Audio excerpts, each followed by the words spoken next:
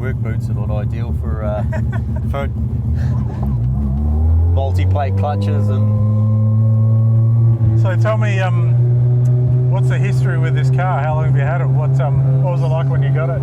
So this was when I got it. Was a basically a primered shell, rolling body. Yeah, real battered, rough.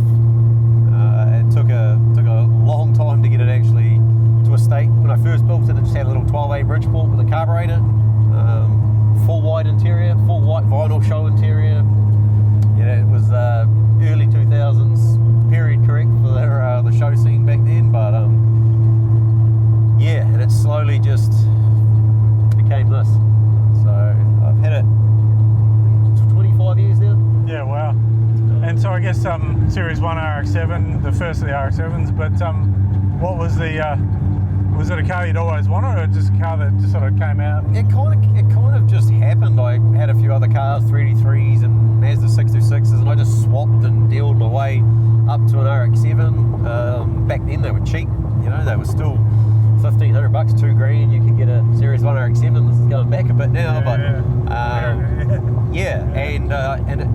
and I just fell in love with it. So, and then as cars do, it just evolved into what it is today.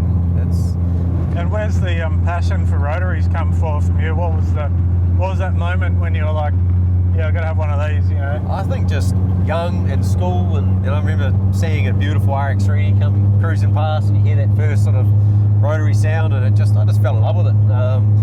We started playing with them a little bit, and it's like you go for that first ride in one, and that's it. I was set then, and just it evolved. I just carried on buying, dealing, swapping, but I always kept this. I've had a ton of cars, but I've always kept this car. It's just been, that's my baby. I couldn't sell it, and I don't think I can ever sell it. I'll just keep mucking around with it, keep throwing money at it. And I mean, as far as the business goes, now you've gone from being, you mentioned just then, we just had lunch, and you just mentioned that you're an engineer before. What was the point where you decided to make your passion into a business?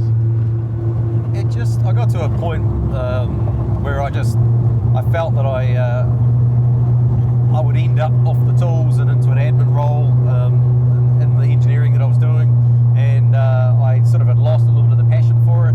I was still very, very passionate about the rotaries, and I was doing it, after hours every day. It was just every moment I had, I was working with rotaries. So I got to a point I went, look, I just got to do it. I've actually got to take the leap, and I started looking for a shop. I had no work lined up. I had nothing but I guess the reputation I had for motor work previous, and it just it happened. I got in and just determined to make it work.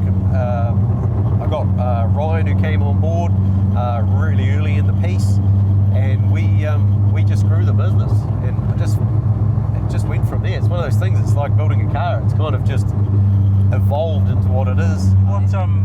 What would you say would be some of the more memorable moments in business, and also just being around other like events and shows and travel? And it's the big thing which I love is the Rotary community. It's really big here in New Zealand.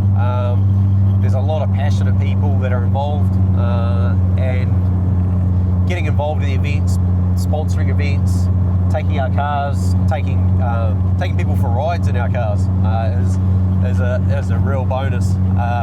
It's my wife. Taking people for rides that have never been in a big ported turbo death trap basically, and seeing their reaction. That for me is where it gets really exciting. And then for our customers, building the cars, and you see their enjoyment out of it. That's the big thing when you get to send them out of their car for the first time after it's been built, and the reaction on their face as soon as they get in it and give it a footfall. It's that side of it's worth it. It really does instill the passion, and it's quite a sort of a family orientated business with what we've got there now, everybody there is just as passionate as the other. Yeah. And getting back to this car too, it's got a really unique note about it too. I mean, it's quite noisy because it's rotor, but it's sort of not, maybe it's the 12A thing, and I've been in a lot of 13Bs, but... Yeah, I mean, it's a 12A peripheral port turbo, big port. It's a 50mm peripheral port, so it's got a very unique sound. I just love it. The whole power delivery. Say it's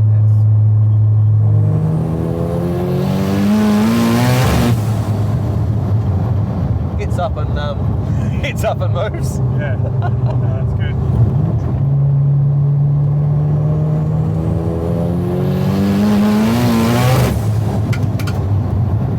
It's a little bit sideways here and there. But for a heavily ported motor, it's 5th gear. Yep. Just cruise. They can be well tuned, well set up. They're actually really nice to drive. Yeah, and it's quite tame considering it's a peripheral port as well. So Yeah. They've got a pretty bad rep, the old PP, and especially in a turbo application, but done right. We've got a pretty good recipe now. It is pretty noisy in here, but I guess the other thing is too is you and I are sort of same sort of generation, and we grew up seeing some of the other guys. Who are some of your inspirations? I haven't probably got a set guy, or a company, but you've always grown up, Fast Force magazines and everything. The rotary workshops in Australia, Pack Performance and that when we were growing up, and you were seeing the builds through magazines basically. Yeah. And that's where I was passionate. I had every Fast Force magazine, I collected everything, and you would, it was just the builds even back then were just such a high level. We didn't have that here in New Zealand. They weren't the same. So I think that was it. It was just the car culture from probably. I mean, how much do you think the car culture in the industry shifted from back in those days too? Because like these days, anyone can just jump on Facebook and see anything they want. But back then it was the same. Like before I worked in magazines myself, I was buying them all and working on cars and just stacks and bins of magazines. It was just what we all did. And usually it wasn't just one. It was 3 or 4 different magazines because you wanted to. Yeah, exactly. Yeah. It was, and that's probably where I got most of it from. I just, there's a few iconic cars back in the day in New Zealand, in the drag racing scene and circuit cars, but it was primarily just the culture through, I think just magazines. We didn't have the social media side of things, so it was, it was seeing all the original, Frogger gadget, these cars back in the day, which were. Even the Mr. 12A original that from Australia, that RX3, these cars that were, they're iconic.